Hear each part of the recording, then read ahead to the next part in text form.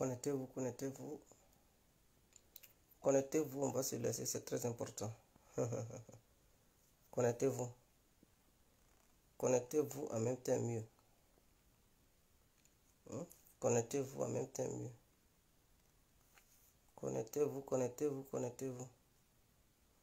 Voilà, partagez le direct, partagez le direct, partagez le direct massivement. Partagez le direct massivement. On va quitter ici. Partagez le direct, partagez-le, partagez-le. Je sais qu'il se fait tard. Mais mettez-vous en ligne. Partagez le direct. Chers parents, chers amis, chers frères. Partagez le direct, partagez le direct, partagez le direct.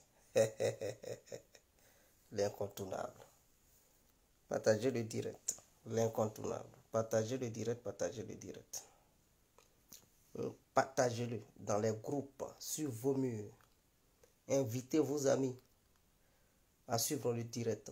Et n'oubliez surtout pas, demain est férié, non, pour ceux qui sont en France là-bas. C'est ça.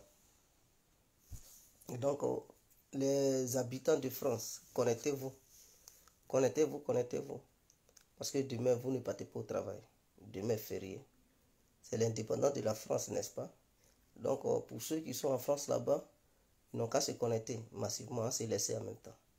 Pour ceux qui sont en Côte d'Ivoire, connectez-vous. Pour ceux qui sont dans les autres pays africains, connectez-vous. Pour ceux qui sont aux États-Unis, je pense que, bon, aux États-Unis, votre président n'est pas là-bas. En ce moment, il est en déplacement, donc, connectez-vous, connectez-vous. Quittez ici, on se laisse en même temps. Pour ceux qui sont au Mali, c'est le moment de vous connecter. Voilà. En dehors du Mali, Canada, Russie, Chine, Moyen-Orient, mettez-vous en ligne entière, on se laisse. Italie. Tous ceux qui sont en Europe, mettez-vous en ligne. En Belgique, je vous invite à me suivre en même temps, on se laisse. Voilà. Alors, je vais communiquer 2 numéros. Et après avoir fini de communiquer ces numéros, je vais vous dire pourquoi je communique ces numéros. Donc, pour toutes les personnes qui aimeraient bel et bien rentrer en contact avec moi, vous pouvez me joindre sur ces 2 numéros. Donc, le premier numéro est le 07 53 02 44 64. Donc, pour ceux qui ne sont pas, pour ceux qui sont loin, qui aimeraient bel et bien me contacter, vous mettez l'indicatif qui est 0033 7 53 02 44 64. Je répète, 0033 7 53 02 44 64. Ça, c'est le premier numéro. Alors, nous allons poursuivre pour voir si le deuxième numéro est disponible en ce moment. Parce que je ne connais pas mes numéros en tête. Voilà. Donc, je fouille dans mes trucs. Attendez. Excusez-moi, je vais voir. Non, ça, ce numéro, il est confidentiel. Je ne donne pas ça à quelqu'un. Excusez-moi. Encore.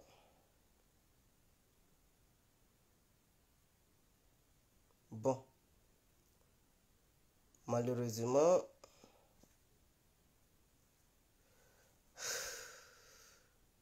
j'ai oublié encore le second numéro. Bon, pour ceux qui aimeraient me contacter, contactez-moi sur WhatsApp à travers le numéro que je viens de vous donner. Alors, j'aimerais dire à tous ceux qui sont dans le besoin. Vous savez, il y a des gens qui ont problème de thyroïde. Thyroïde, pour ceux qui ne savent pas, vous voyez ici, au niveau de la gorge, il y a 2 boules qui sont à l'intérieur. Quand les gens sont, on dit ganglion. Et ça provoque ce qu'on appelle goitre. Donc vous voyez des gens, souvent, leurs coups sont enflés et ça fait une grosse boule. Ils appellent ça goitre. Et des gens, ils disent que non, il n'y a pas de médicament pour ça. C'est-à-dire, quand tu suis le traitement, c'est un traitement à vie pour les hôpitaux et tout. Et donc, les médicaments qu'ils vous donnent, ces médicaments provoquent une dégérance de forme. C'est-à-dire, quand tu bois un médicament de la thyroïde, tu grossis. Et tu prends ça à vie. Et si tu ne fais pas attention, souvent, ça peut provoquer un cancer. Ça peut provoquer hein, le tumeur au niveau de la gorge. Mais les personnes qui ont ce problème, ou bien si vous connaissez une personne qui a ce problème, je dis bien thyroïde, problème de thyroïde. Voilà. Pour ceux, si vous connaissez quelqu'un qui a un problème de thyroïde, n'hésitez pas à contacter l'incontournable Gaïa complet. Ce n'est pas une question. Ce n'est pas une question de comprimé. Parce que quand tu as la thyroïde, il y a des substances qui manquent dans ton corps. Et c'est ce qui provoque cela. Et si tu ne soignes pas ça, tu peux avoir une crise cardiaque. Tu peux mourir. Est-ce que vous comprenez? Ça tue beaucoup de personnes. Il y a des gens qui ne savent pas. Souvent même, ça s'en fout pas en fait. Ça ne te montre pas que oui, que tu as thyroïde.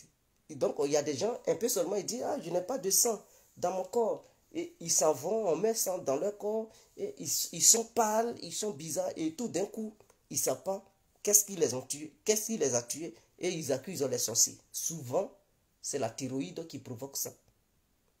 Est-ce que vous comprenez? Souvent, c'est la thyroïde. Souvent, ça peut se manifester, ça peut enfler. Souvent, ça peut ne pas s'enfler. Et donc, quand vous avez ce problème-là, n'hésitez pas à me contacter. Je vous donne une poudre pour remplacer les substances, c'est-à-dire pour apporter ce qui manque dans votre corps. Parce que le corps n'est pas complet. Il y a quelque chose qui manque, c'est pour ça que ça provoque ça. Et donc, je vous donne la poudre qui va produire les aliments qui manquent dans votre corps. Quand je dis aliments, je ne parle pas de riz et tout. Mais le corps se nourrit. Et donc les aliments qui manquent dans le corps, ça apporte ça. Et ça permet à votre corps de mieux fonctionner. Même si c'est enflé, ça va se dégonfler tout de suite. Voilà. Une semaine de traitement, vous verrez que ça se dégonfle seul. Parce que ce qui manquait dans le corps, ce que je vais vous donner, ça va remplacer ça et ça va se dégonfler. Et les médecins vont vous demander, mais comment vous avez fait ceci, cela? Et ça va vous soigner. Donc, pour ceux qui ont un problème de thyroïde, n'hésitez pas à me contacter. Pour ceux qui ont un problème de coco, c'est ce qu'on appelle l'hémorroïde, n'hésitez pas à me contacter. Pour ceux qui ont problème de truc comment on appelle ça, de stérilité, côté femme ou côté homme, c'est-à-dire il y a des hommes aussi qui n'enfantent pas. Voilà, toujours on accuse les femmes, mais il y a des hommes qui ont problème à faire enfant parce que leur spermatozoïde est trop liquide. Donc, ils sont incapables d'enceinte une femme. Si ces personnes se reconnaissent, n'hésitez pas à me contacter. Je vous donne le médicament, ça va renforcer le spermatozoïde. Ah tiens, tu attrapes madame, tu la pilonnes très bien. Voilà le résultat qui est là propre. Voilà, il n'y a pas histoire de négociation. Et donc, voilà un peu. Et tous ceux qui ont ce problème de règles douloureuses, toutes celles qui ont ce problème de règles douloureuses, les femmes surtout, à chaque fois que les règles veulent venir, elles pleurent. Elles sont nombreuses, mais elles ont honte. Parce qu'elles ne veulent pas parler de ça, comme si c'était un truc. Quand vous partez chez vos gynécologues, qui vous déshabillent, qui regardent, qu'est-ce que vous leur dites? Moi, je ne déshabille personne. Vous me parlez, ah, Guégué, il y a ce problème. Je ne dévoile jamais l'identité de qui que ce soit. Est-ce que depuis que je vends mon médicament, depuis que j'ai commencé là, vous m'avez déjà vu dévoiler l'identité de quelqu'un pour dire lui là? Non, non, non, je ne fais jamais ça. C'est entre vous et moi. Quand ça se passe, ça c'est fini. C'est-à-dire, quand tu m'expliques ton problème, je te donne la chose. Voilà, c'est fini. Personne ne peut le savoir en dehors de toi et moi. Donc, n'ayez pas peur, n'ayez pas honte à me soumettre vos situations. C'est très important parce que beaucoup ont honte, ils n'arrivent pas à parler et puis bon, ils sont là. Et puis bon, du coup, ils meurent avec ces maladies bizarres. Les médecins, même souvent, ils n'arrivent même pas à décanter la situation. Et donc, n'hésitez surtout pas à me contacter si vous avez une préoccupation. C'est très important.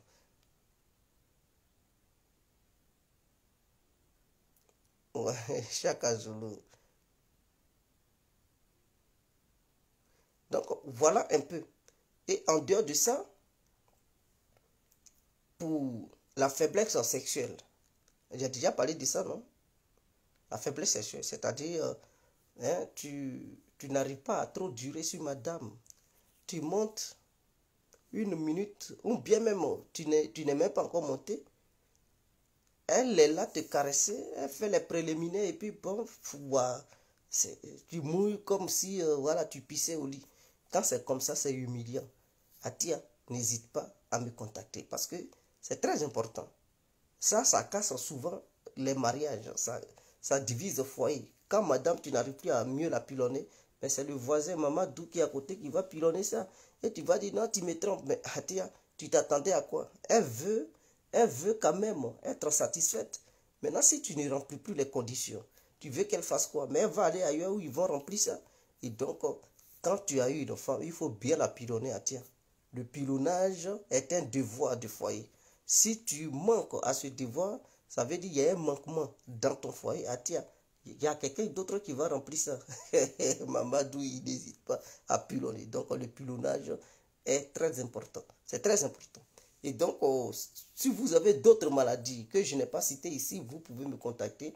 Si je peux vous aider, il n'y a pas de souci. Je vais vous le dire. Si je ne peux pas vous aider, je vous dirai que je ne peux pas vous aider. Maintenant aussi, les femmes qui ont un problème de kyste, qui n'arrivent pas hein, à les enlever, elles vont chez les médecins disent, mais c'est où il y a trompe là, même la kyste là est collée. Et que si on enlève, il se peut que tu n'enfantes plus. Atia, madame, tu es là, tu m'écoutes là, n'hésite pas à me contacter. Il y a d'autres femmes, hein, est-ce que vous m'écoutez? Il y a d'autres femmes qui ont problème de trucs de ménopause.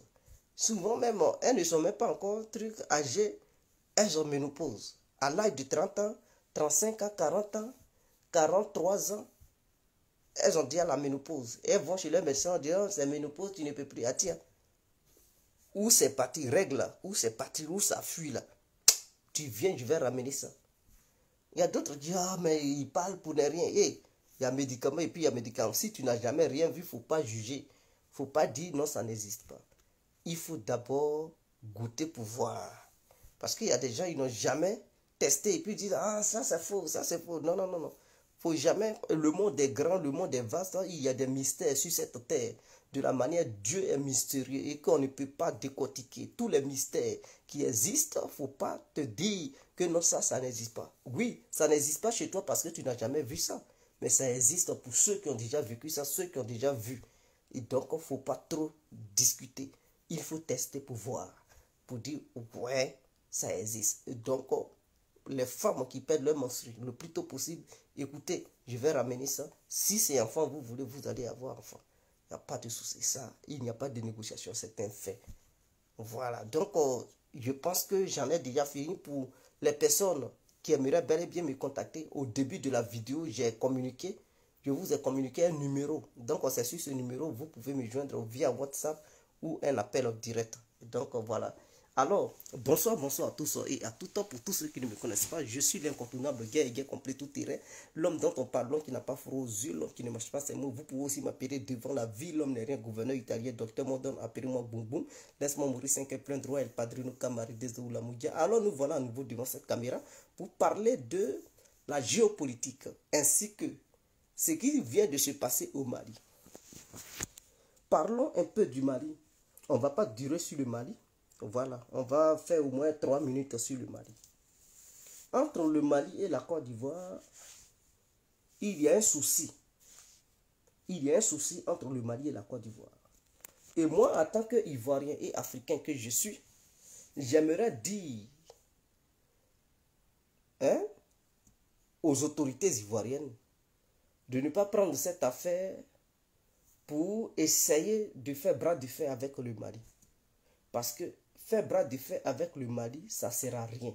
Ça ne va pas arriver quelque part. Et ces Ivoiriens, ces 49 Ivoiriens qui ont été arrêtés par les Maliens, par les autorités maliennes, ces 49 Ivoiriens vont croupir dans les géoles du Mali. Et donc, pour simplifier leur souffrance et les libérer, je demande aux autorités ivoiriennes d'entamer des négociations.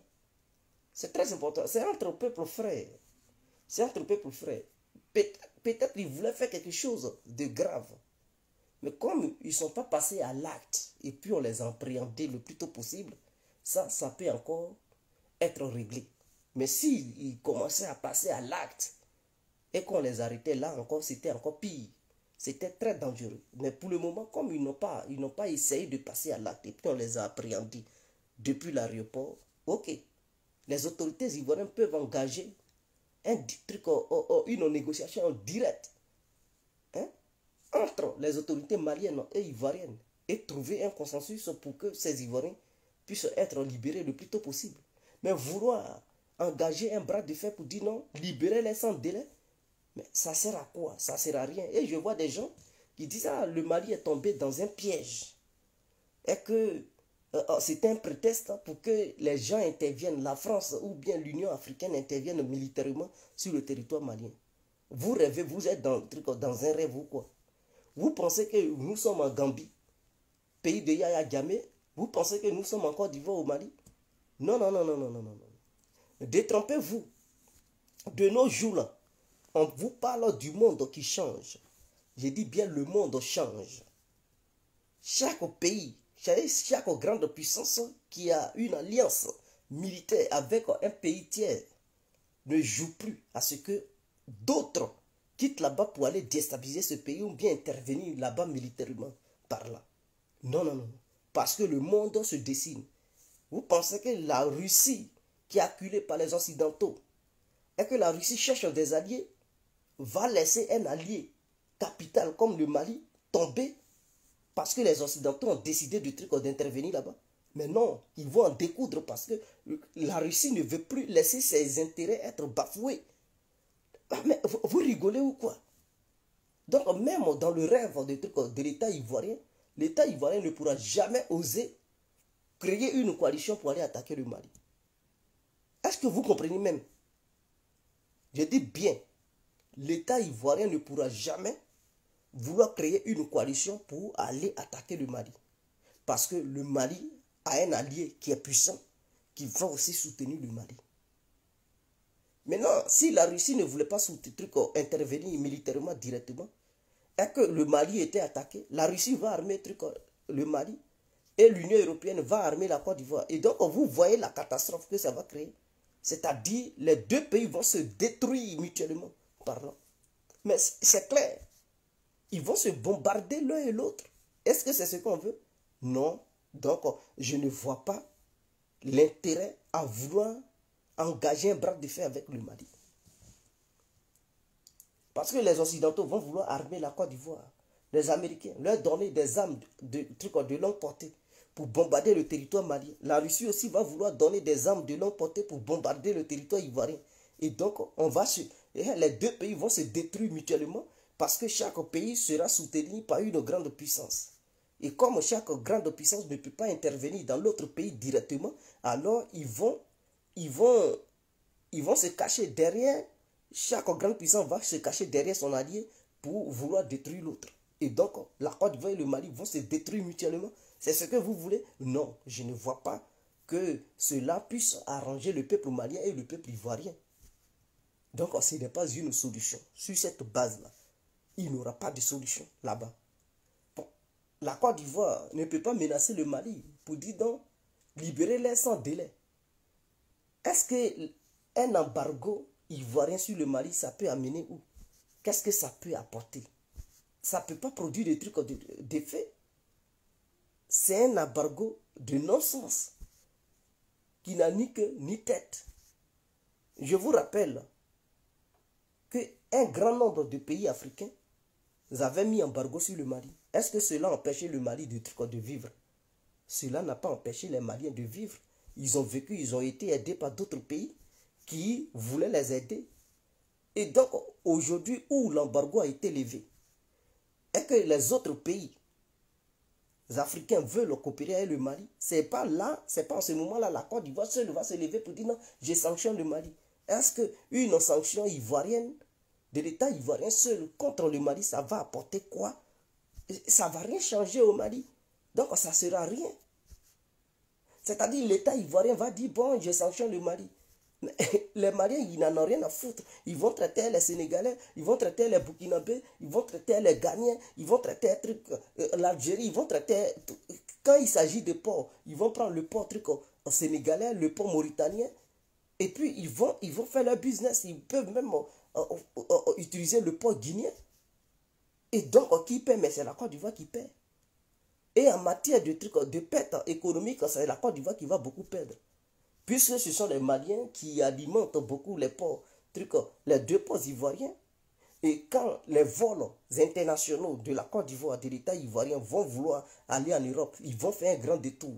Or, il y a pénurie de carburant. Donc, ils seront obligés de contourner le territoire, l'espace aérien malien. Or, c'est le chemin le plus court. Traverser l'espace aérien malien pour aller directement en Europe. Et donc, si le gouvernement ivoirien, vous savez pourquoi ils ont levé l'embargo?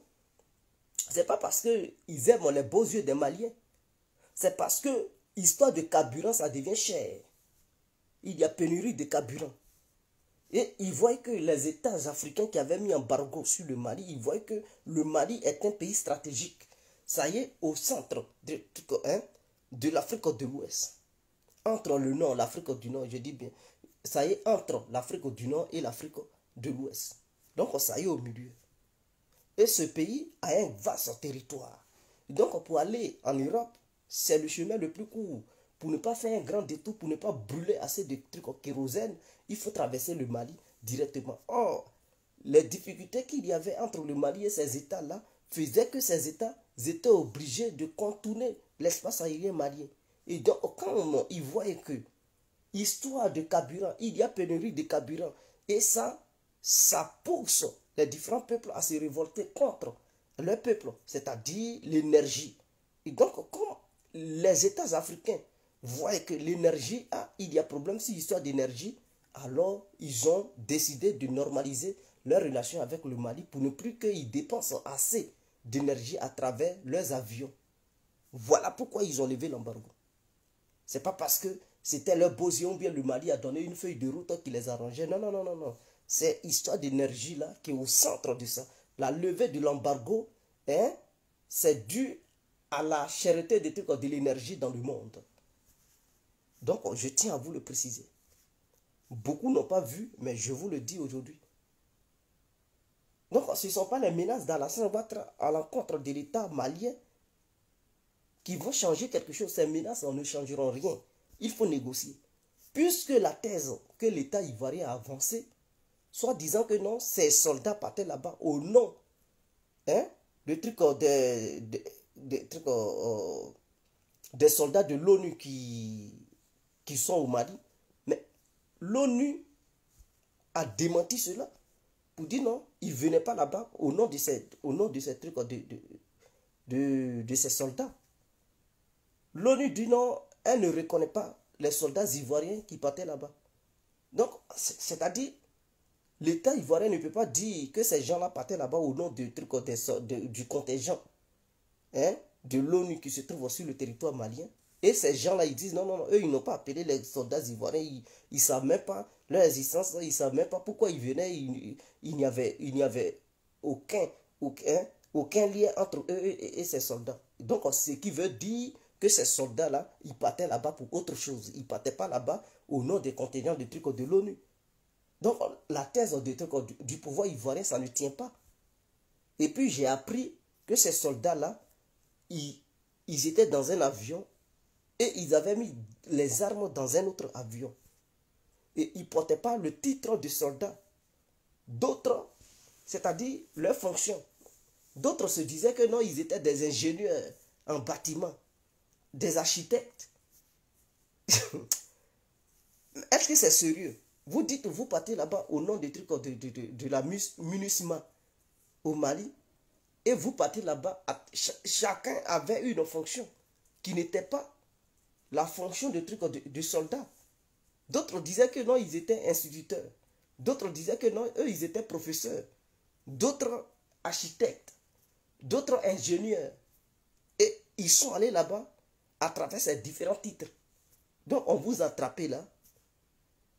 Vous allez nous dire que ce n'était pas une histoire hein, d'aller faire coup d'État qui ne vous animait. C'était pas une histoire de truc de coup d'État qui vous animait.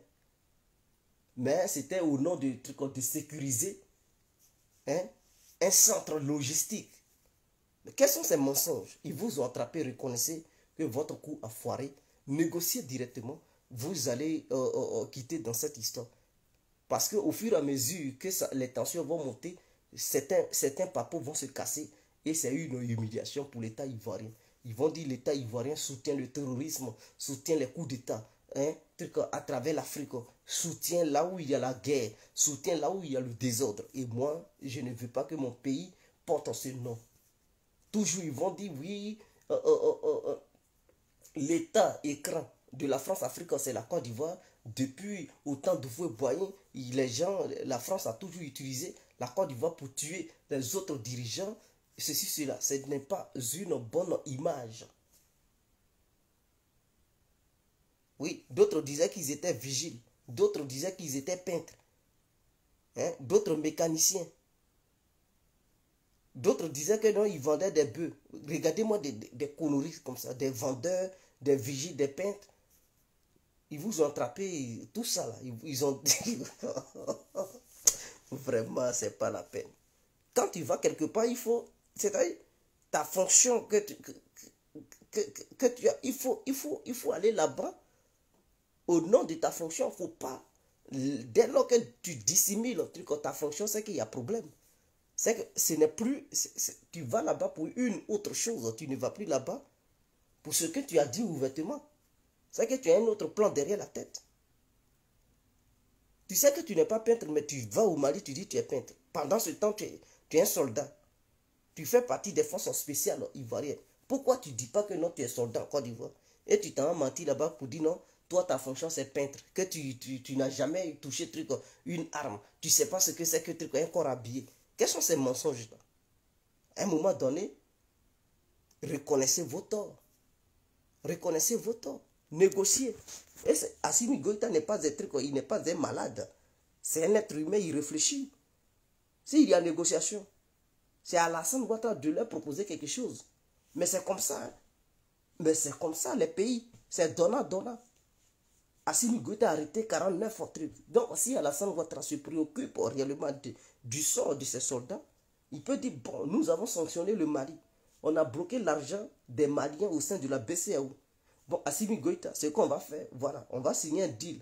Moi, Alassane Ouattara, comme je suis écouté au sein de la CEDEAO, je vais convaincre mes homologues pour dire, bon, on n'a qu'à débloquer, hein, l'argent des Maliens qu'on a bloqué au sein de la BCAO. Et en retour, tu libères mes soldats.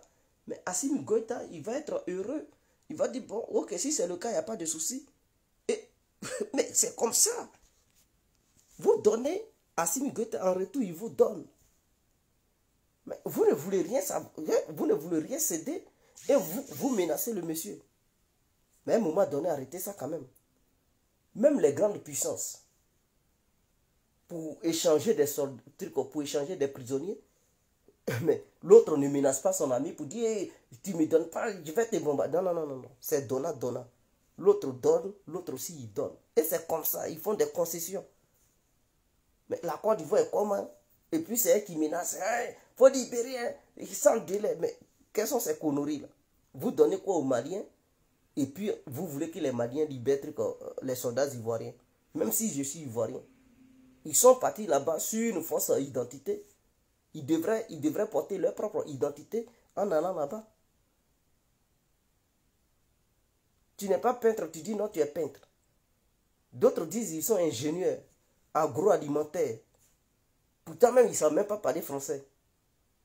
Mais quelles sont ces conneries là? Des sirènes de chaussures qui avaient fait rébellion, ils vont là-bas, ils disent non, eux, ils sont architectes. Vraiment.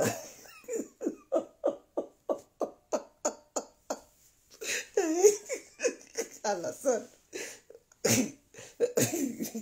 Alassane, mais vraiment, quand on veut faire des opérations, sachez faire des opérations.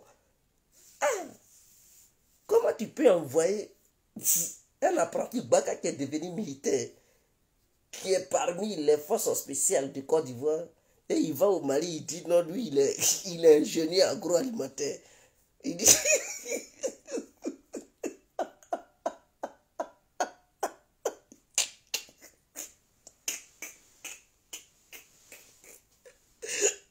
Il y a d'autres, eux, ils vont là-bas, ils disent non, ils sont avocats des causes perdues.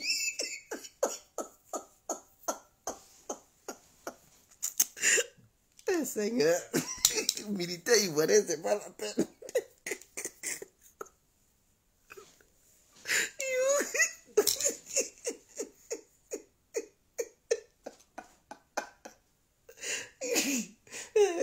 Des vendeurs de garba qui ont fait rébellion. On leur confie une mission, on dit Assimi Goïta est votre cible numéro 1.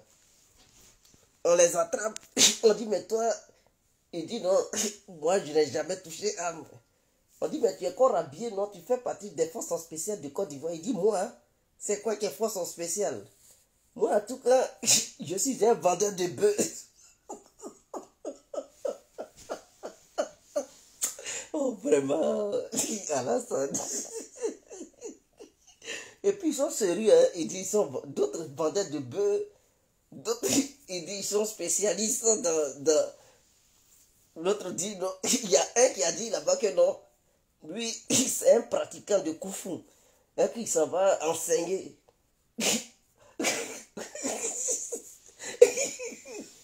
À Martial, aux forces de l'ONU, aux forces de trucs comme MINUSMA, au cas où il y aura un combat direct entre eux, les djihadistes. Vraiment, c'est pas la peine. Et puis tout ça là, les Maliens disent écoutez, vos conneries là, passez ici, menotez-les, amenez-les en prison. Là-bas, on va les trier. On va voir quels sont ceux qui sont architectes, ceux qui sont militaires. Ils découvrent que non, eux tous, ils font partie des forces spéciales aux Ivoiriennes. Vraiment, c'est pas la peine. N'humiliez pas la Côte d'Ivoire comme ça. N'humiliez pas la Côte d'Ivoire comme ça.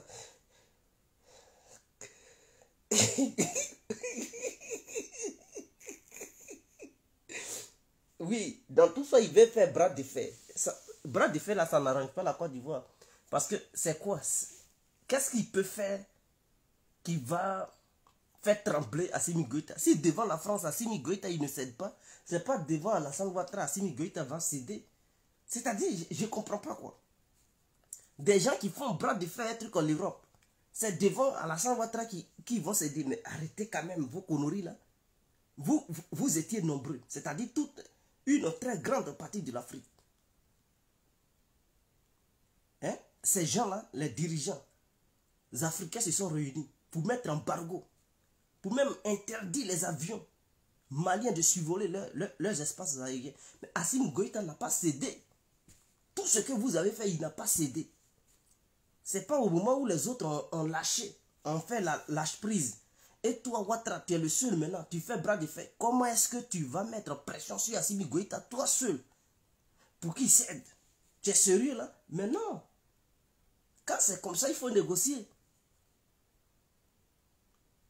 Le monsieur, il n'est pas seul, il est soutenu par une grande puissance. Vos conneries que vous faites là, si vous envoyez encore d'autres soldats ivoiriens, ils vont encore les arrêter. Ils vont les foutre en taule là-bas. Les soldats ivoiriens, faites attention. Vous voyez Assimi Goïta, mais derrière lui, il y a des gens. Il y a des... Assimi Goïta, il travaille avec plusieurs pays. Vous voyez Russie, non. Il travaille avec la Turquie, il travaille avec l'Iran, il travaille avec la Chine. Et tous ces pays-là connaissent le pratique des terroristes, du terrorisme. Mais vous ne voyez pas au Moyen-Orient, les Turcs, les Iraniens, ils luttent avec eux. Ils connaissent comment les Occidentaux fonctionnent. Ils sont avec eux au Moyen-Orient là-bas tout le temps. Ils s'affrontent là-bas, ils savent leurs pratiques. Ils coopèrent avec eux au Sahel là-bas, au Mali là-bas. Donc le Mali n'est pas seul. Le Mali reçoit des informations de d'autres puissances étrangères. Et ces puissances étrangères-là ont les moyens d'écoute téléphonique, sont renseignés. Ils ont des relais dans vos différents gouvernements. Donc tout ce que vous préparez comme plan, eux, ils sont déjà au courant. Qu'est-ce qui vous pousse à vouloir coûte que coûte? Pourquoi la France ne prend pas ces mercenaires, hein, ces mercenaires légionnaires pour les envoyer en mission là-bas pour faire ce qu'eux ils vous demandent de faire? Parce qu'ils savent qu'il n'y a pas moyen, ils ne peuvent pas arriver. Allez-y là-bas encore, allez-y vous sacrifiez. Ils vont vous mettre en prison de Mali. Ça, il fait chaud, 40, hein, la chaleur au 40, oh Seigneur, la chaleur au 40 degrés Celsius. Souvent même 45 degrés. Putain, il y a même pour boire même là. C'est tout un problème. Si tu as trop mangé, c'est là même tu as mangé un maïs par jour. Vous allez maigrir. Ah, tu es à Abidjan, tu manges bien. Ta femme te prépare kabato, garba, tout ça. Tu vas à la plage et tout. Vous ne voulez pas, hein? Vous voulez hein, terminer vos vies dans les prisons maliennes. Allez-y encore. Premier groupe a été arrêté. Je sais qu'Alassane Ouattara va dire, bon, ils vont essayer de faire une opération spéciale pour libérer les Ivoiriens qui sont là-bas. Ils vont encore arrêter ce groupe-là. Ils vont encore les arrêter pour les mettre encore en prison là-bas. Parce qu'il ne va pas céder. Il va se dire, mais le petit Assimi Goïta, lui, il est comment? C'est un petit là, il ne me respecte pas. Il est comment? Moi, Alassane, mais il va me voir. Il va me voir. Mais c'est dans il va te voir là. Tu vas encore envoyer d'autres Ivoiriens pour dire qu'ils n'ont qu'à mener une opération spéciale pour les faire sortir des prisons. Ils vont encore mettre la main sur eux. Et c'est-à-dire le Mali va devenir une prison à ciel ouvert des Ivoiriens. Régler cette affaire par la négociation. Et ça va finir. Là, il n'y aura pas de honte. Vous détenez l'argent des Maliens à la BCEAO. Voilà. Alassane Ouattara, il est mieux placé. Il peut voir les autres présidents pour dire, écoutez, levons les sanctions contre le Mali concernant l'argent du Mali qu'on a bloqué là-bas. En retour, là, le Mali libère les soldats ivoiriens. C'est tout. Les Maliens, ils seront contents parce qu'eux aussi, ils ont besoin d'une manne financière. Et donc, si vous leur proposez ça, Assimi Goïta, ses yeux vont commencer à briller. Il va les libérer et vous donner leur argent. Et c'est quitte. Donc, c'est donnant-donnant. Sans ça, les soldats ivoiriens vont mourir. Et ils vont plus, ceux qui vont rester en Côte d'Ivoire, ils ne vont plus faire confiance à Alassane Ouattara. Ils vont dire, ah, le président, il nous a envoyé en mission. Il a envoyé nos collègues en mission. Ils ont eu des problèmes. Il n'a rien fait. Il les a laissés périr là-bas. Et donc, demain, s'il y a un problème, si Alassane Ouattara, les soldats ne vont plus avoir confiance en lui pour le défendre, ou bien défendre son régime. Faites très attention. Ce sont ces petits détails-là qui comptent.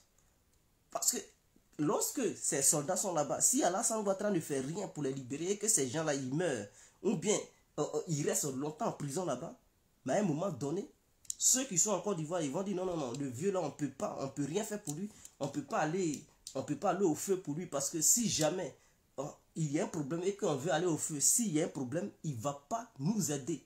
Nos collègues sont au Mali, il n'a pas pu les aider et donc nous, il ne peut pas nous aider. Et ils vont laisser le truc à Alassane Ouattara lui seul. Et ça peut faire chuter son régime. Faites très attention. Ce sont ces petits détails qui comptent dans la vie. Faites très attention. Voilà pourquoi les grandes puissances ne laissent jamais leurs soldats périr à l'étranger. Quand ils ont un problème, ils entament tout de suite la diplomatie pour tout faire pour les faire sortir. Ils ne menacent pas. Donc Alassane Ouattara, il a intérêt à entamer la diplomatie, les négociations pour les faire sortir. S'il ne fait rien, les autres soldats du Côte d'Ivoire ne vont plus faire confiance au régime d'Alassane Ouattara. Lui et ses ministres, ils ne vont plus leur faire confiance. C'est très important ce que je dis. Parce que ceux qui sont partis, ils ont leurs amis dans l'armée. Ils ont leurs amis dans l'armée. Vous pensez que leurs amis, ça ne leur fait pas mal? À vous de voir où j'en ai fini. Côté Côte d'Ivoire, Mali. On vient maintenant sur la Russie. On dit l'Iran va donner des drones à la Russie. Il va porter mes verres. Et ça, c'est le Patagone qui aurait dit ces genres de choses. Ok. Mais écoutez, mais est-ce que ce n'est pas une faiblesse? Si l'Iran décide de livrer des drones à la Russie, ce n'est pas une faiblesse. Puisque l'Iran et la Russie coopèrent. Je ne comprends pas. L'Iran et la Russie coopèrent. Il y a une coopération entre l'Iran et la Russie. La Russie livre des systèmes de défense à l'Iran pour que l'Iran sécurise ses sites nucléaires. Pour ne pas que les Américains ou Israël frappent ces sites à travers des missiles. Donc la Russie a déjà livré les S-300 et des systèmes de missiles Buk. Et elle prévoit de livrer les S-400. Elle a déjà donné pour la Turquie les S-400. Les Turcs ont déjà eu pour eux. Il reste pour les Iraniens. Il y a déjà un premier lot qui est déjà parti en Inde. Et donc la Russie livre en matière de défense, livre la technologie de défense à l'Iran. Parce que les Iraniens, quand ils traitent les Russes, qu'est-ce qu'ils font? Quand ils payent des systèmes de défense chez les Russes, ils demandent aux Russes de leur transmettre une partie. Une partie du savoir-faire russe pour que eux aussi ils puissent compléter le reste pour créer leur propre système de défense. Et c'est ce que les Russes font avec les Iraniens. Les centrales nucléaires qui sont en Iran, c'est les Russes qui construisent. Ah, vous ne savez pas. Tous les centrales nucléaires qui sont en Iran, ce sont les Russes qui construisent ça. Ce qui est aussi en Turquie en ce moment-là, les centrales nucléaires turques, ce sont les Russes qui sont en train de construire ça. Pour l'Égypte, ce sont les Russes qui ont eu le marché. Ils vont commencer à construire les centrales nucléaires égyptiennes. Et donc la Russie et l'Iran coopèrent dans plusieurs domaines. La vérité est bonne à dire, en matière de drones, la Russie est en retard. Ça, c'est un fait. La Russie n'a pas pris au sérieux. Lorsque les pays, les grandes puissances construisaient des trucs, des drones, c'est-à-dire la Chine, les États-Unis et Israël, commençaient à faire des recherches dans le domaine des drones, la Russie n'a pas pris ça au sérieux. Et donc, la Russie était en retard sur cette technologie de drone. N'oublions pas que la Russie était décadente lorsque Poutine venait. Lorsque Poutine venait au pouvoir, en 2000. Or, en 2000, les Américains, eux, ils étaient dans la recherche des trucs, de la technologie des drones. Ils fabriquaient déjà des drones. Poutine, sa préoccupation, c'était déjà d'arranger son armée. Il n'avait pas cette idée de développer des drones, non. Donc son armée, c'est-à-dire les chars de guerre, les avions, les missiles, il fallait créer d'autres missiles et tout. Et donc c'est dans ça il a cherché cette histoire du concept de trucs comme missiles hypersoniques, et voilà, la vision de faire sortir d'autres avions, mais pas les drones et des chars de guerre et tout. Et donc, et en fabriquant aussi des sous-marins ainsi que des navires de surface.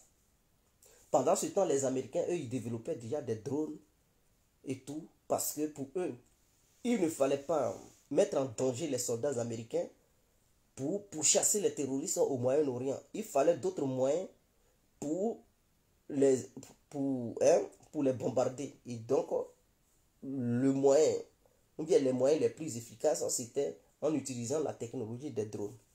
Et puisque Israël et l'Amérique coopèrent, alors Israël a aussi développé cette technologie de drone. Est-ce que vous comprenez? Et c'est dans ça. À un moment donné, les Américains avaient violé l'espace aérien iranien. Ils pensaient que les Iraniens, ils n'étaient pas forts technologiquement parlant. Et donc les Iraniens ont su capter le drone, c'est-à-dire ils ont détourné le drone américain qui était dans leur espace aérien et ils ont fait descendre ce drone sur le territoire aérien, sur le territoire iranien. Et les Américains n'ont pas su prendre le contrôle du drone pour faire ça. Donc les Iraniens ont démonté le drone, ils ont regardé, ils ont analysé, ils ont décortiqué.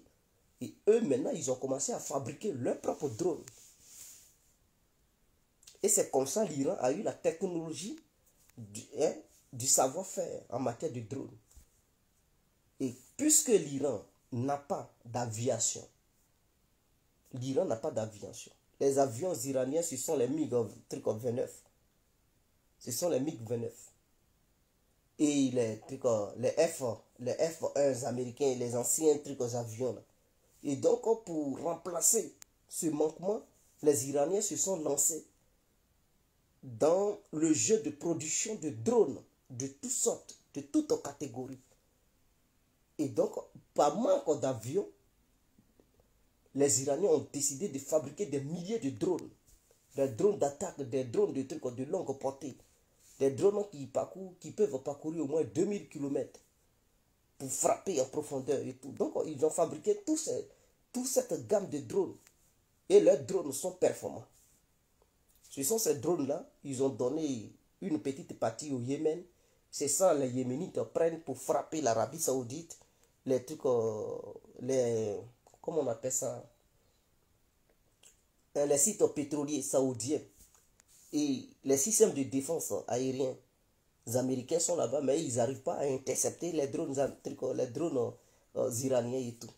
Et ils font saigner l'Arabie Saoudite à travers quelques drones iraniens. Mais ce n'est pas les drones les plus performants de l'Iran. Ils donnent les Yéménites quelques petits drones et avec ça, ils font saigner l'Arabie Saoudite. Et donc, entre la liaison qu'il y a, la Russie et l'Iran, mais il est très, très important que l'Iran vienne en aide de la Russie. D'autres pensent que c'est une faiblesse. Non, ce n'est pas une faiblesse. De nos jours, la guerre se fait par des drones. Je n'ai pas dit que la Russie ne fabrique pas des drones. Non, la Russie fabrique des drones. La Russie fabrique des drones, mais elle n'a pas un grand nombre de trucs de quantité. De la manière l'Iran a fabriqué beaucoup de drones. La Russie n'a pas ça.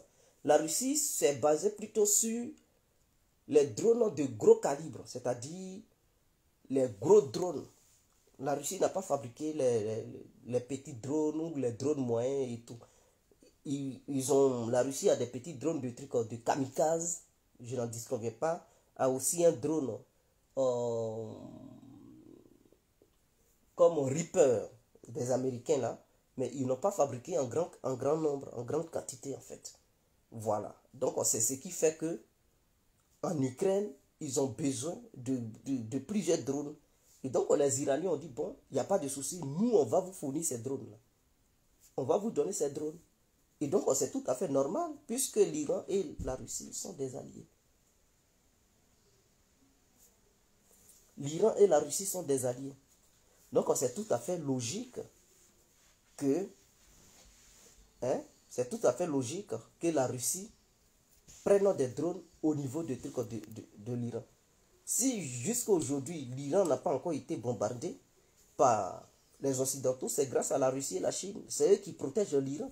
Et ils ont fait comprendre aux Occidentaux que si vous attaquez l'Iran, nous allons apporter un soutien aux Iraniens. Et donc, quand Israël dit, on va frapper l'Iran, mais les Occidentaux disent, ah, si vous frappez l'Iran, on ne peut pas vous laisser seul avec les Iraniens parce que les Iraniens, ça va dépasser l'entendement des Israéliens. Je n'ai pas dit Israël n'est pas puissante militairement. Elle est puissante, mais le problème, c'est que il y a le Hezbollah, il y a Yémen, il y a la Syrie, il y a l'Irak et l'Iran. Et donc, si tous ces pays-là se réveillent pour attaquer en même temps Israël, ça va être difficile. Et donc, Israël aura besoin de l'aide occidentale pour affronter l'Iran. Sinon, Israël seul, face à l'Iran et les proxys iraniens, vraiment, Israël va saigner. C'est ça le vrai danger. C'est ça le vrai danger. Voilà pourquoi les Occidentaux disent aux Israéliens, n'intervenez pas militairement parlant. Parce que si Israël intervient, que l'Amérique intervient, la Russie ne va pas laisser l'Amérique détruire l'Iran. Si c'est Israël et puis Iran, il n'y a pas de souci. Les Russes ne vont pas broncher parce que, mine de rien, il y a quand même, parmi la population israélienne, il y a beaucoup de Russes qui sont là-bas. Il y a des Russes qui sont nombreux en Israël, qui sont juifs. Ils sont Russes, mais juifs israéliens. Donc, du coup, la Russie ne va pas brancher. Mais dès lors que l'Amérique va se mêler là-dedans, les Russes aussi vont agir. Et c'est pour ça que les Américains et les Occidentaux, ils menacent pour faire peur. Mais ils ne peuvent pas agir militairement parlant sur le territoire iranien à cause de la Chine et de la Russie. Voici un peu ce qui se passe. Mais des gens disent, oh, mais la Russie, non, non, non, la Russie n'est pas faible. La Russie a montré au monde entier qu'elle est une superpuissance. Ça fait combien de mois sur le terrain ukrainien? Ça fait combien de mois? Ça fait combien de mois la Russie fait l'opération spéciale? Ça fait au moins 5 mois maintenant. Ça fait maintenant au moins 5 mois. Mais pendant les 5 mois, la Russie n'a jamais demandé que ce soit aide à un pays tiers. La Russie n'a jamais demandé une aide quelconque. Et la Russie n'est pas encore en guerre. C'est une opération spéciale. Parce que d'autres disent, oh, si c'était les Américains, c'était fini. Ceci, cela. Mais les Américains, quand eux, ils vont, ils disent qu'ils s'en vont en guerre. Ils disent qu'ils s'en vont en guerre. Et où les Américains s'en vont attaquer là? Les gens qui s'en vont attaquer là, ils n'ont pas le même sang avec le peuple américain. Donc quand eux, ils s'en vont là-bas, civils, pas civils, ils n'en ont rien à foutre. Ils larguent des milliers de bombes, des tapis de bombes pour détruire. Oh, Poutine, sa stratégie, ce n'est pas ça. Ce n'est pas de détruire toute l'Ukraine. Poutine, il sait que la Russie n'est pas peuplée. Lui, sa stratégie, c'est de prendre les Ukrainiens pour qu'ils deviennent des Russes. Pour peupler son pays. Puisqu'il dit l'Ukraine et la Russie, c'est un même peuple. Mais il fait la guerre aux nazis. C'est différent. Donc si la Russie veut agir, est-ce que l'aviation russe n'agit pas beaucoup en Ukraine? Est-ce que vous voyez l'aviation russe être active de la manière l'aviation russe était active en Syrie? En Syrie, la Russie bombardait les trucs, les voyous, les terroristes. Vous n'avez pas vu les images? Quand les avions larguaient les bombes sur les... Boum, ça criait, les gens étaient paniqués. Parce que là-bas, elle était en guerre contre. Elle s'est déclarée ouvertement qu'elle était en guerre contre l'État islamique. Et donc, les parties où l'État islamique était, la Russie bombardait comme bon lui semblait. Mais en Ukraine, c'est différent. Elle ne peut pas bombarder et après, dit elle est venue sauver les trucs. Vous ne voyez pas la stratégie de Poutine? Il a dit, tout Ukrainien qui veut devenir russe, voilà, il peut devenir russe. Et il a simplifié la procédure. Ce qui veut dire qu'il n'est pas dans une logique de détruire le peuple ukrainien. Voilà pourquoi l'opération dure. Voilà pourquoi il ne lâche pas de tapis de bombes partout en Ukraine pour détruire toute l'Ukraine. Sa politique, c'est qu'il veut que les Ukrainiens viennent au sein de la Fédération de Russie. Maintenant, les gens ils disent que non. Et ils n'ont pas dit c'est l'Est. Et que c'était des pro-russes. Et que quand les Russes pensaient que non, quand ils allaient venir, ils allaient leur donner des fleurs. Mais ceux qui combattent à l'Est de l'Ukraine, ce sont des Ukrainiens de l'Ouest. C'est-à-dire ceux qui quittent Lviv. Hein? Ces Ukrainiens qui ne sont pas des pro-russes, c'est eux. Ils ont envoyé à l'Est là-bas pour combattre. Je prends un exemple. Par exemple, on est en Côte d'Ivoire. Est-ce que vous comprenez? On est en Côte d'Ivoire. Et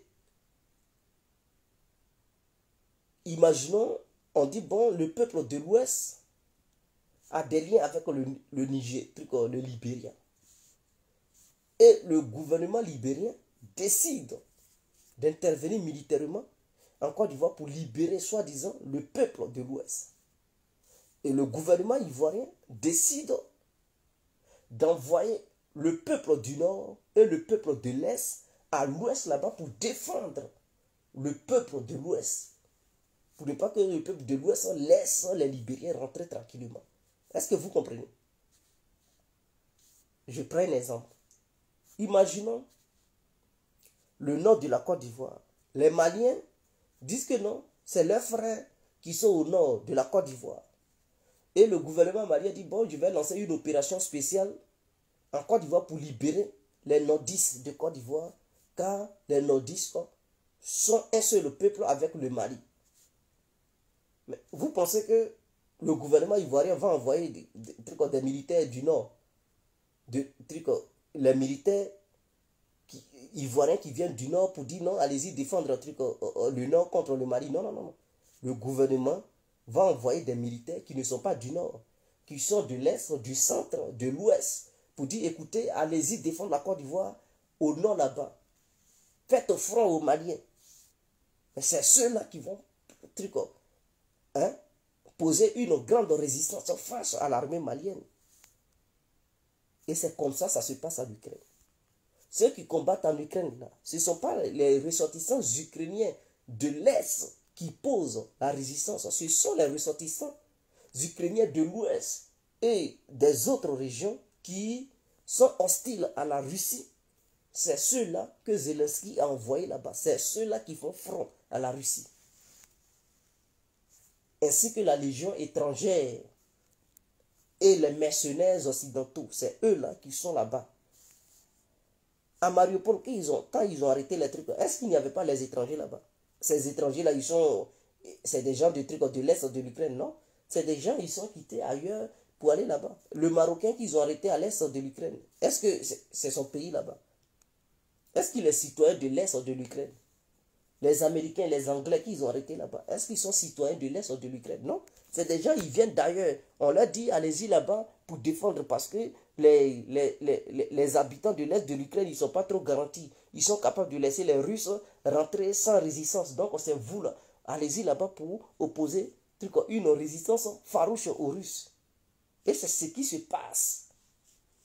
Donc, les gens qui ne font pas attention, ils vont se laisser tromper, ils vont se laisser avoir. Ils vont dire, ah, mais Poutine pensait que non, les Ukrainiens, ils allaient donner des fleurs. Non, ils ne pensaient pas que les Ukrainiens, ils allaient donner des fleurs.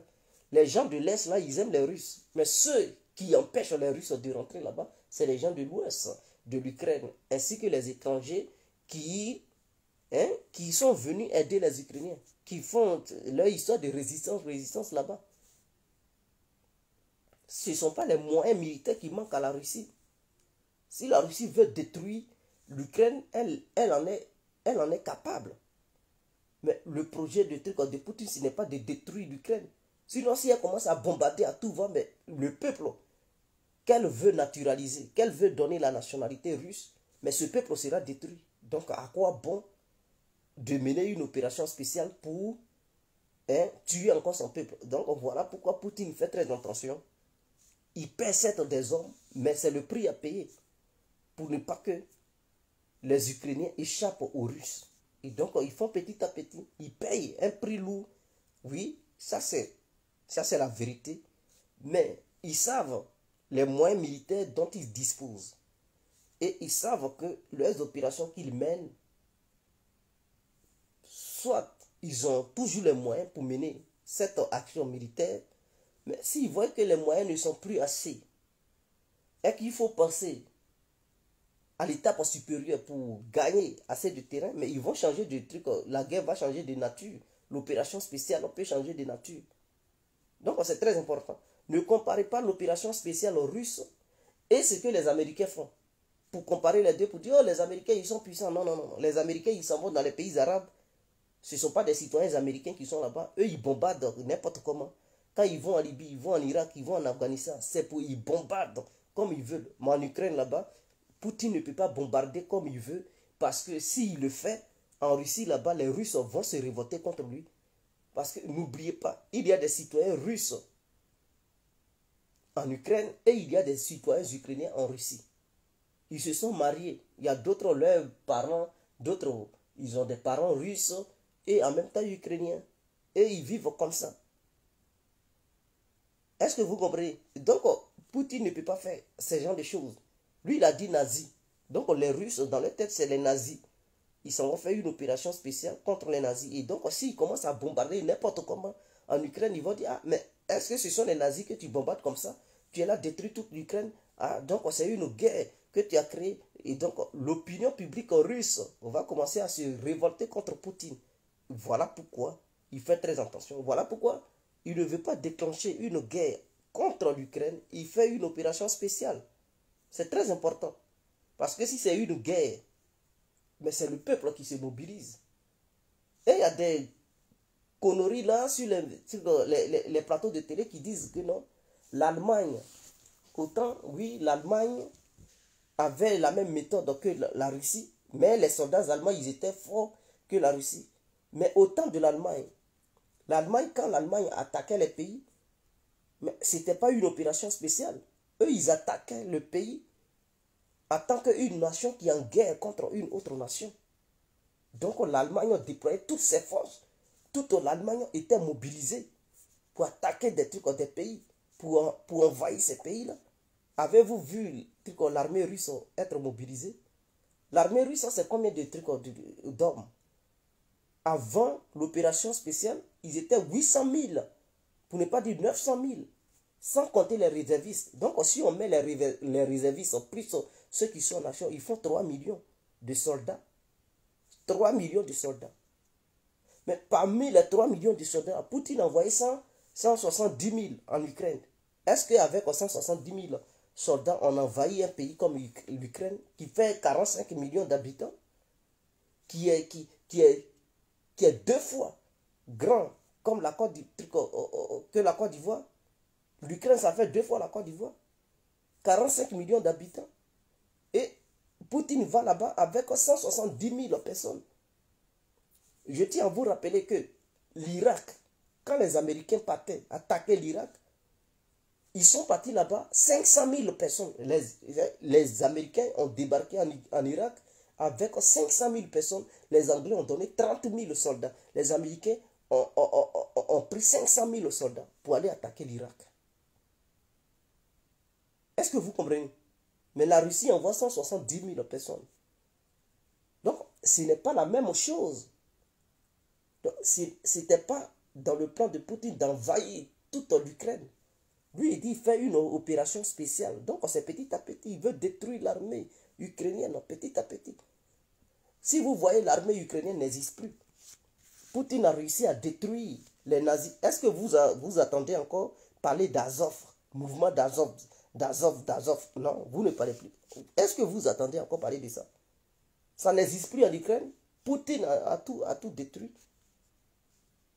Est-ce que vous attendez encore parler de trucs Azov, ceux qui ont combattu trucs à Mariupol et tout ça? Vous n'entendez plus parler d'eux, non? Voilà, Poutine les a détruits, l'armée russe les a détruits. Mais pourquoi ils ne parlent pas de ça sur les plateaux de télé? Les nouveaux soldats ukrainiens, ils sont formés en ce moment. C'est-à-dire l'Ukraine manque de soldats en ce moment, puisque le premier lot de soldats qui combattaient, ce lot-là a été détruit par l'armée russe. Et donc, qu'est-ce que les Européens ils font? Ils font sortir des citoyens ukrainiens pour les former à l'étranger. Regardez, en Angleterre, ils ont pris 10 000 Ukrainiens pour les former. Les États-Unis ont pris aussi, le Canada a pris, la France a pris, la Pologne a pris. C'est-à-dire, chaque pays européen prend des citoyens ukrainiens pour aller les former. Et après, il les ramène. Et il dit, bon, l'armée ukrainienne résiste. C'est du n'importe quoi. L'armée ukrainienne qui était là, a été déjà détruite. J'ai un chiffre, ils ont dit, l'Ukraine a perdu 200 000 trucs aux combattants. Et c'est ce qui est vrai. 200 000 combattants qui sont morts. Quand l'Ukraine, sur les médias, on vous dit non, la Russie paie assez de trucs, de soldats que l'Ukraine. Ceci, cela, et que Poutine manque de soldats, c'est du n'importe quoi. Toi, tu paies des soldats. Et les Ukrainiens, ils disent non, on a tué 50 000 Russes. Ils n'ont plus de soldats. Ils n'ont pas de soldats. Et puis, vous fuyez les villes. Vous fuyez, vous laissez le matériel. Et ils disent non, c'est un repli stratégique. C'est du n'importe quoi. Vous détruisez l'armée russe et c'est vous qui vous plaignez pour dire non, l'artillerie russe est forte. Et que vous perdez 300 à 500 personnes par jour. Et quand on vous dit, quel est le bilan? On vous dit non. Depuis le début, vous avez seulement perdu au moins 10 000 personnes. Quelles sont ces conneries-là? 10 000 personnes et puis vous n'avez plus de soldats. Vous êtes obligé d'aller dans les pays européens, américains pour former d'autres soldats, pour que ces soldats-là viennent pour combattre parce que vous manquez de soldats.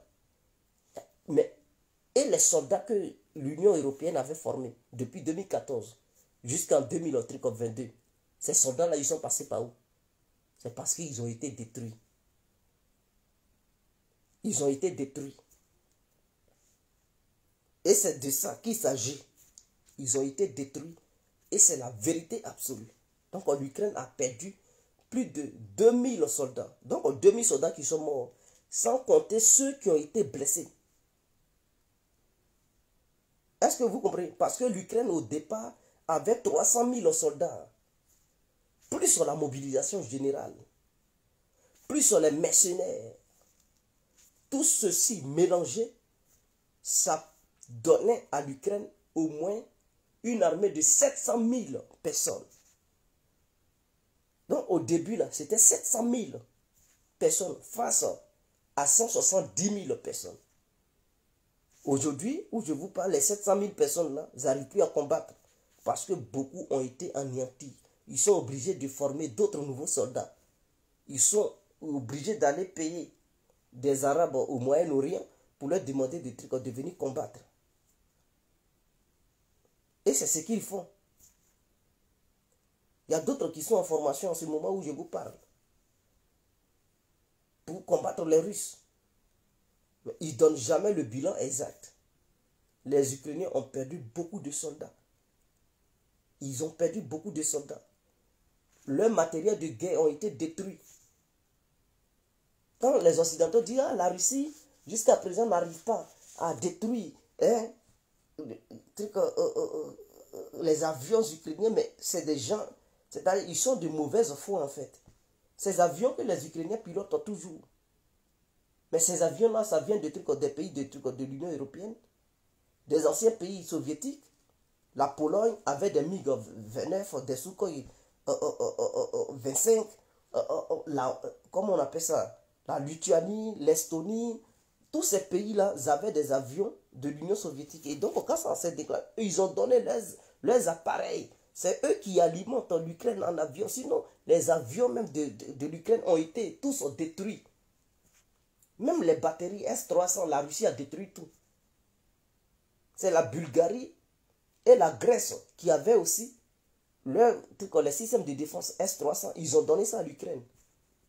Donc, quand la Russie a détruit tout ce que l'Ukraine avait comme les armes lourdes, ce sont les Occidentaux qui ont toujours alimenté l'Ukraine en armes. C'est eux qui permettent aux Ukrainiens, c'est-à-dire, quand ils disent les Ukrainiens résistent, ceci, cela, c'est du n'importe quoi. Parce que sans l'aide occidentale, il n'y avait plus, l'Ukraine n'allait pas résister pendant tout ce temps-là. Vous pensez que l'Ukraine pouvait résister? C'est ça on dit, un pays est puissant en fait. Quand on dit pays est puissant là, ça veut dire que tu n'as pas besoin de quelqu'un pour faire une guerre. Mais les Ukrainiens, ils ne pouvaient pas faire de guerre sans compter sur les Occidentaux. C'est-à-dire aujourd'hui, si les Occidentaux disent, bon, on ne vous donne plus d'armes, c'est fini pour eux. C'est fini pour eux, ils ne peuvent plus continuer. Mais la Russie peut ne pas compter sur l'arme de qui que ce soit et mener toujours cette offensive. Même face à l'OTAN. C'est ce qui est différent. Les pays membres de l'OTAN, aucun pays aujourd'hui, je dis bien aucun pays ne peut agir seul face à la Russie sans aucune aide de ses collègues pays. Et donc, quand on compare ces différents pays de l'OTAN, on compare la Russie à ces pays-là, on voit que la Russie est un pays vraiment puissant. Parce que la Russie n'a pas eu besoin de la Biélorussie pour dire accompagne-moi dans l'offensive. La Russie n'a pas eu besoin de ses alliés, des autres anciens pays membres de l'URSS pour dire accompagne-moi dans mon aventure. Donc l'Ukraine est aidée aujourd'hui par les Occidentaux. 40 pays qui aident l'Ukraine face à la Russie à un moment donné. Reconnaissons quand même. Et d'autres disent non, on pensait que la Russie allait écraser l'Ukraine, mais l'Ukraine piétine. Mais au sein de l'Ukraine, il y a des soldats étrangers. Et la Russie n'a pas déclaré une guerre ouverte à l'Ukraine. Comprenez ça. Face à l'Ukraine, un pays de 45 millions, où il y a eu la mobilisation générale. Je dis bien la mobilisation générale. Ce qui veut dire, si tu es garçon en Ukraine, tu n'as pas le droit de sortir. Ils ont armé tout le monde. Et face à eux, les Russes, ils ne sont pas un grand nombre. Les Russes n'ont pas déclaré une guerre ouverte pour dire qu'ils vont faire une mobilisation. Toute l'armée russe va débarquer en Ukraine. Non, la Russie a envoyé seulement 170 000 hommes. Et ce sont ces 170 000 hommes qui font face à des mercenaires qui quittent d'ailleurs, à certains militaires, hein, des forces spéciales de l'OTAN, à une mobilisation générale ukrainienne, qui font des cocktails Molotov pour lancer ça sur les chars, pour brûler les chars. Et donc, c'est un foutu en Ukraine. Et les Russes, malgré cela, ils avancent petit à petit. C'est sans dire un pays puissant.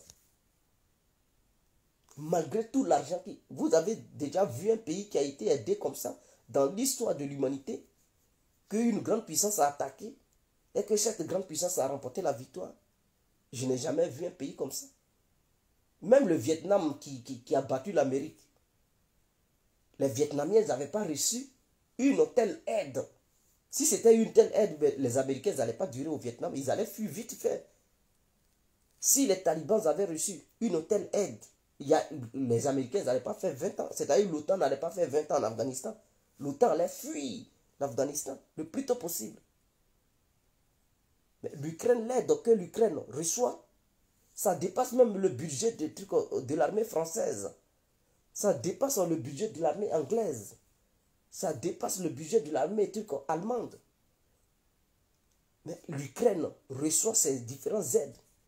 Des armes de toutes catégories, ils reçoivent ça. Vous pensez que c'est une petite affaire? Mais si un pays, si ce n'était pas la Russie, ben non.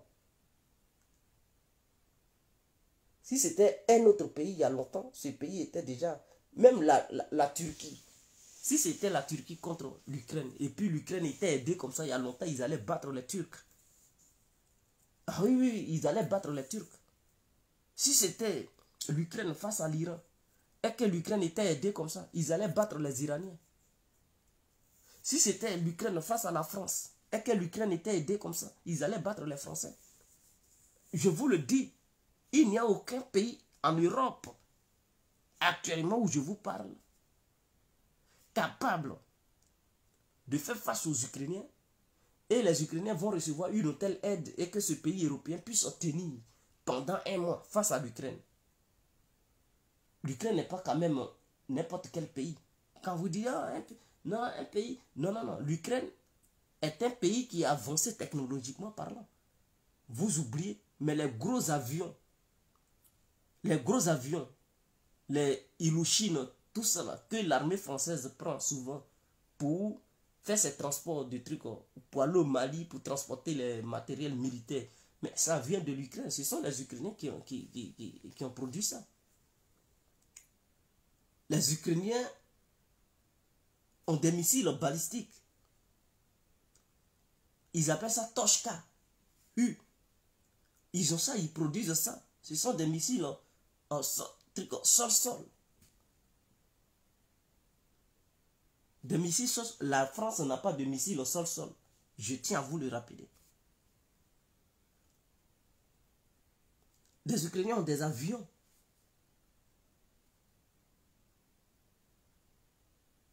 Ils avaient un grand nombre de chars, plus que la France. Ils étaient armés que la Français. Ce que la France a et puis les Ukrainiens n'ont pas, c'est histoire de l'arme atomique. Avec un sous-marin et porte-avions. En dehors de ça, les Ukrainiens avaient tout. Ils avaient tout. En dehors de porte-avions et de sous-marins, ainsi que l'arme atomique, les Ukrainiens avaient tout. Mais même les Ukrainiens, ils étaient la troisième puissance nucléaire du monde. Ah, vous ne le savez pas. L'Ukraine était la troisième puissance nucléaire du monde, devant la France, devant l'Angleterre, devant la Chine, hein, devant Israël. Donc, quand on parle de l'Ukraine, ce n'est pas un petit pays qui est né. Non, non, non, c'est des gens qui sont avancés technologiquement parlant, qui fabriquent, qui sont capables de fabriquer l'arme atomique. Donc, pour maîtriser la technologie atomique, il faut être un grand scientifique. Mais les Ukrainiens, ils maîtrisent la technologie atomique parce que dans l'histoire de l'URSS, eux aussi fabriquaient les armes atomiques.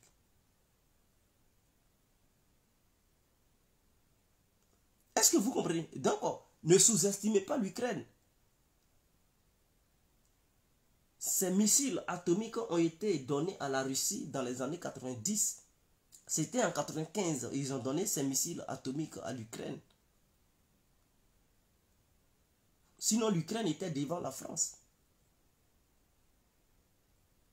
Ah, vous ne le savez pas, mais je vous le dis. L'Ukraine était devant la France jusqu'en 95. C'est en 95 l'Ukraine a donné ses missiles nucléaires. Même les États-Unis ne pouvaient pas oser attaquer l'Ukraine parce que c'était la troisième puissance nucléaire du monde. Après la Russie et les États-Unis venaient d'Ukraine. Donc les Américains, autant où l'Ukraine possédait les armes nucléaires, les États-Unis ne pouvaient pas attaquer l'Ukraine. Donc ce n'est pas une petite nation. C'est une grande nation qui est puissante. C'est parce qu'il y a des corrompus, des voyous là-bas, que l'Ukraine s'est affaiblie. Sinon, l'Union soviétique avait laissé une doctrine militaire puissante à l'Ukraine. Lorsque l'URSS se disloquait, l'Ukraine était au sein de l'URSS, la deuxième puissance militaire au sein de l'URSS. Après la Russie, venait l'Ukraine. Mais vous ne le savez pas, mais je vous le dis.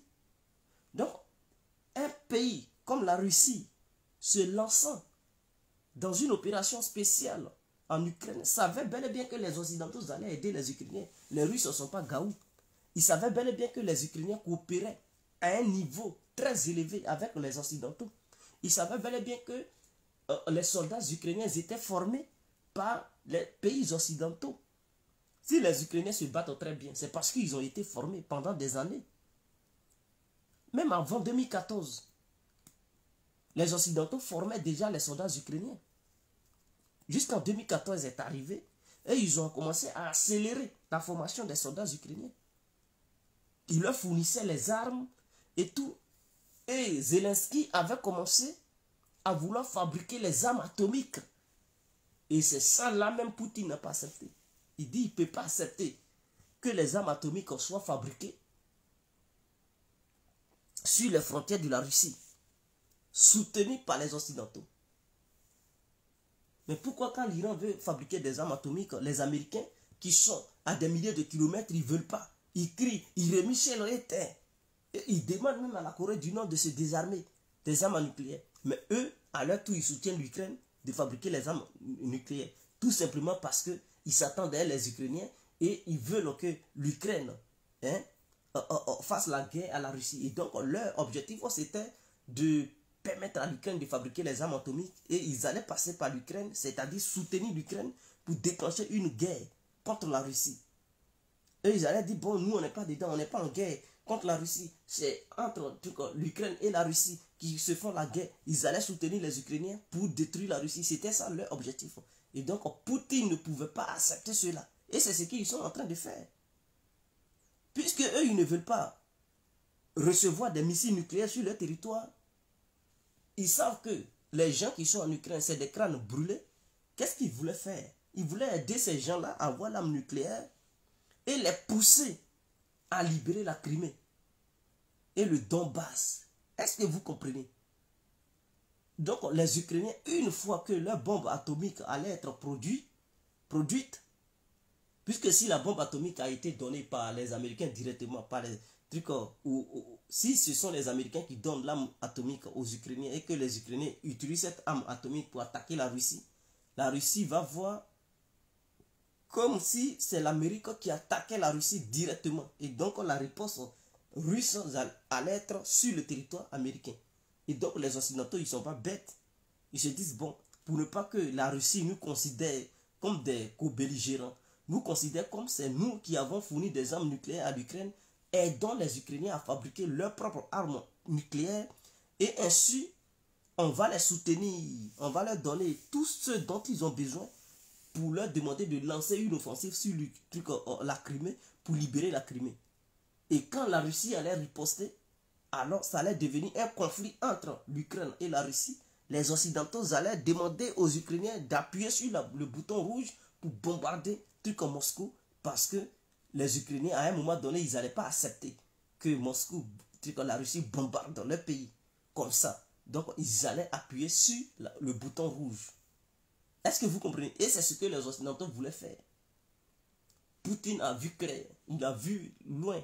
Il a dit non, je ne peux pas vous laisser fabriquer des armes atomiques sur le territoire ukrainien. Ils avaient déjà des laboratoires militaires très avancés où ils fabriquaient des microbes. Et ils voulaient aussi fabriquer des armes atomiques. Quand c'est eux, c'est normal. Mais quand ce sont les autres pays, non. Quand un pays ne s'attend pas avec eux, qui fabrique son arme atomique, il s'oppose farouchement. Mais dès lors que tu t'attends avec eux, et que tu veux fabriquer une bombe atomique, oh, il t'encourage.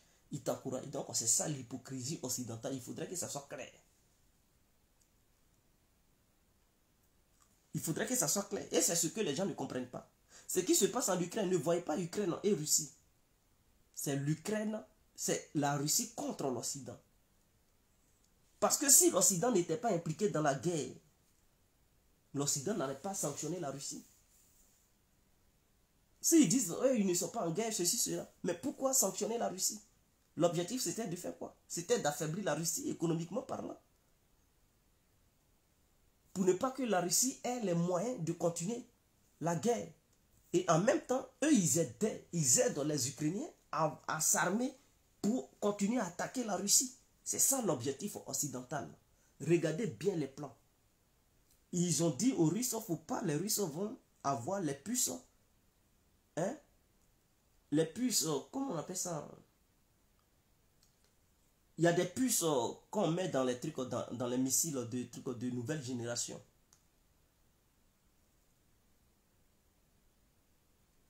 C'est la Corée du Sud qui fabrique ça. Taïwan fabrique ça. C'est les deux pays là qui fabriquent ça. Même si Taïwan est chinois. Donc, les Occidentaux, puisque c'est leurs alliés, ils leur ont demandé de ne pas vendre ces puces à la Russie. L'objectif, c'est d'empêcher la Russie de fabriquer des missiles de nouvelle génération. Puisque le nouveau missile, il faut ces puces pour que ces missiles puissent fonctionner. Donc l'objectif, c'est d'empêcher la Russie. Voilà, les semi-conducteurs, ces puces qu'on appelle semi-conducteurs, ils ont dit aux Coréens du Sud et Taïwan de ne plus vendre ça à la Russie. Comme ça, la Russie ne va plus avoir les missiles de haute précision. Ils ont sanctionné l'économie russe. L'objectif, c'est de détruire l'économie russe. Mais si l'économie est détruite, la Russie n'aura plus les moyens de continuer la guerre. Et en même temps, les Occidentaux arment les Ukrainiens pour dire lancer des offensives, libérer toute l'Ukraine, même la Crimée, prenez la Crimée. Et donc, ça, c'est une guerre directe. C'est une guerre entre l'Occident et la Russie. Parce qu'il y a un double jeu là. L'Occident a déclenché la guerre, parce que la Russie n'a pas déclenché la guerre contre l'Occident. L'opération spéciale concernait les nazis qui étaient en Ukraine. Les Occidentaux se sont mêlés directement en s'en prenant aux Russes. Je tiens à vous dire, ils ont bloqué 300 milliards de la banque centrale russe qui se trouvait dans leur banque. Donc, ils ont confisqué l'argent des Russes. La semaine, les jours à venir, ils disent non, ils vont entamer une procédure juridique européenne pour que cet argent puisse leur appartenir définitivement. Ça, c'est un vol organisé. Donc, le problème qu'ils ne regardaient pas, les Occidentaux, ils se sont emparés du problème. Donc, ils ont bloqué 300 milliards de la banque centrale russe qui se trouvait dans les banques occidentales et américaines. Ensuite, ils ont commencé à s'apprendre aux élites. Quand ils disent oligarques, non, ce sont les élites, c'est-à-dire les riches russes qui ont des biens en Europe, parce que c'est ça. Les Européens, ils ne sont pas garantis. Un pays qui veut fonctionner, qui veut être puissant, mais ce pays-là paye aussi des biens, doit avoir des sociétés dans d'autres pays, et c'est comme ça. Les Occidentaux ont commencé à confisquer les biens des riches russes, comme Abramovich qui avait un truc à Kelsey. Ils ont confisqué ça. Ils ont dit non, non, Kelsey, à partir d'aujourd'hui, Kelsey ne t'appartient plus. Ils ont arraché Kelsey. Et plusieurs grandes sociétés qui appartenaient à des Russes, ils ont confisqué ça. Ils ont dit non, ce n'est plus à vous. Mais ça, c'est une guerre qui déclenchait. L'objectif, c'était d'affaiblir la Russie. Ils ont commencé, les Occidentaux ont dit à leurs entreprises occidentales qui opéraient en Russie, quittez la Russie, pour créer un chômage national, pour affamer le peuple russe, afin que Poutine tombe. Donc ça aussi, c'est une déclaration de guerre. Est-ce que vous, parce que vous regardez l'Ukraine seulement, non, non, non. Les Occidentaux mènent une guerre face à la Russie. Ne regardez pas l'Ukraine seulement. C'est parce que la Russie est un pays solide, fort. Voilà pourquoi la Russie résiste. Sinon, si la Russie était un pays faible, il y a longtemps, c'était fini pour les Russes.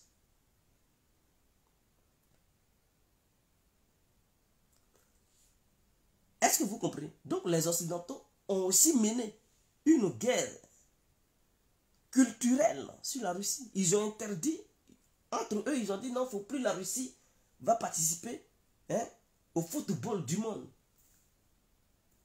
à cause de l'Ukraine. Donc, ils ont mené cette guerre partout culturelle. Ils ont dit il ne faut plus les Russes. Les artistes russes vont jouer dans les pays occidentaux ou américains. À tout cas. Il ne faut plus les artistes russes vont jouer quelque part. Ils ont commencé à changer les noms des rues qui portaient les noms des trucs des villes russes. Ils ont dit non, non, non, telle rue ne s'appelle plus comme ça parce qu'ils sont fâchés. Même les grands écrivains russes, ils ont commencé à déchirer, les Européens ont commencé à déchirer leurs œuvres parce qu'ils ne veulent pas. Ils ont commencé à chasser. Ils ont chassé des personnels au sein des ambassades russes. Des milliers de personnes. Mais si vous dites que vous n'êtes pas en guerre contre la Russie, pourquoi prenez-vous toutes ces sanctions? Pourquoi déclarez-vous la guerre économique avec la Russie? Mais c'est une guerre, non? Une guerre économique est une guerre. Et ils ont fait tout ça.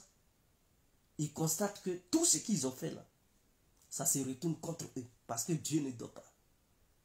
Ils ont constaté que non, ce qu'ils avaient prévu, c'était de détruire l'économie russe totalement. Pour voir la Russie en genoux. Afin d'aider les Ukrainiens à battre la Russie. Et brandit cela comme quoi l'Ukraine a gagné la Russie. Mais en réalité, c'est eux qui font la guerre à la Russie, ce n'est pas l'Ukraine. Si c'était l'Ukraine, il y a longtemps, les Ukrainiens avaient déjà déposé les armes. C'est eux qui demandent aux Ukrainiens de faire toujours la guerre. Et encore, ils crient, non, la Russie tue. Mais derrière, ils demandent aux Ukrainiens, non, ne déposez pas les armes.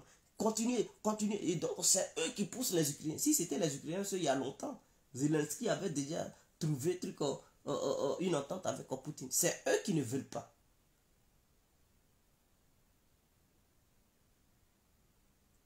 Est-ce que vous comprenez? Donc, voici un peu ce qui se passe. Mais les semi-conducteurs, la Chine en fabrique, je n'en disconviens pas. Donc, la Chine va livrer un truc à la Russie. Ça, c'est clair. La Chine va livrer à la Russie continuera de fabriquer ses missiles de haute précision. Et la Russie même, j'ai appris qu'eux-mêmes, ils ont décaissé beaucoup d'argent. Poutine a décaissé beaucoup d'argent pour rattraper cette histoire de semi-conducteurs. Donc les Russes veulent vraiment s'investir là-dedans pour rattraper, parce que c'est une technologie de pointe. Il faut, si tu ne connais pas vraiment, beaucoup de choses vont te dépasser. Donc les Russes veulent le rattraper. Et Poutine veut pousser son pays à rattraper, pour faire un boom technologique, c'est-à-dire rattraper tout ce que les Russes ne maîtrisent pas. La Russie ne veut plus dépendre des Occidentaux. Elle veut elle-même s'améliorer et continuer pour ne plus dépendre de qui que ce soit. Comme ça, elle sera indépendante sur tous les plans. Donc c'est ce que Poutine a dit. Et il dit il va faire cela. Et donc quand il dit, il le fait. Donc les Russes, les Occidentaux leur ont donné une carte blanche pour dire écoutez, voilà, nous on ne veut plus coopérer avec vous dans tel domaine. Bon, les Russes, ils vont faire des recherches, ils vont trouver pour continuer. Donc voici un peu ce qui se passe. Donc, ce n'est pas entre l'Ukraine et la Russie, non. C'est entre la Russie et les Occidentaux. Vous pensez que les Occidentaux, ils vont miser beaucoup d'argent comme ça pour donner à l'Ukraine s'ils n'étaient pas en guerre? Non. Ils ont peur de rentrer en guerre directe avec la Russie parce que ça va déboucher sur histoire d'armes nucléaires. Et donc, qu'est-ce qui se passe? Ils se cachent derrière l'Ukraine. Ils envoient des soldats, des forces spéciales en Ukraine, mais sans toutefois dire que ce sont des forces spéciales occidentales qui sont là-bas. Ils disent non, ce sont les légions étrangères. C'est comme ça qu'ils les appellent. Et ces gens-là opèrent là-bas. Ils leur donnent des armes, tout ce qu'il faut, des armes anti-navires, les missiles Neptune. Ils leur donnent tout ce dont ils ont besoin pour faire la guerre à la Russie. Et même les missiles Neptune, la Russie vient de les détruire à Odessa. Ce sont des missiles anti-navires que l'Amérique avait donnés.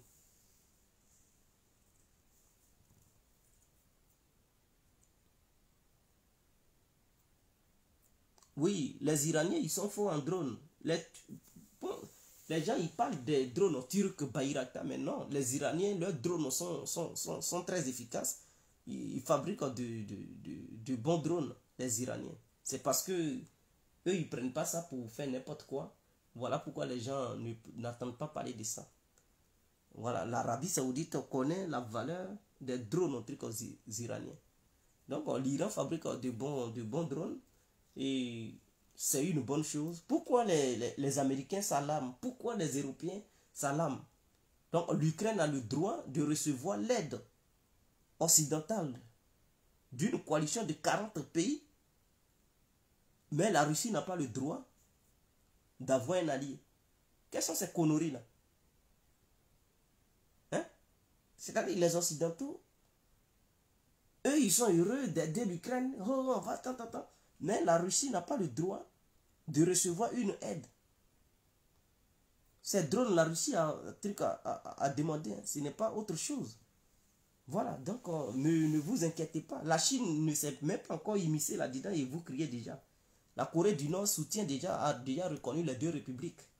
L'Ukraine a coupé, hein, ne veut plus couper la Corée du Nord. Kim Jong-un, il s'en fout. Lui, il dit qu'il reconnaît les deux républiques. Voilà. En tant que des États indépendants. C'est tout. Donc, les Européens, ils seront surpris. Le moment opportun. Ils voient la Russie seule. Non, ne voyez pas la Russie seule. En dehors de la Russie, vous voyez d'autres pays qui sont dans l'obscurité, qui ne veulent pas se déclarer encore. Donc, voilà un peu ce que vous ne savez pas. Et en ce qui concerne l'Afrique, la Russie veut mettre un système de paiement sur pied pour commercer directement avec l'Afrique sans passer par le système occidental. Donc, voilà, pour les Africains qui ne savent pas, la Russie veut traiter directement avec les Africains sans passer par l'Occident. Voilà, pour éviter que les Occidentaux sanctionnent les pays africains. Donc, voilà ce qu'ils ont mis sur pied et ils vont le faire. Voilà, donc sur ce on se laisse. Je vous souhaite une très bonne nuit. On fera une autre vidéo. Peut-être demain ou après-demain. On est ensemble. Ciao. Et merci à toutes les personnes qui m'ont donné les étoiles. Que Dieu vous bénisse.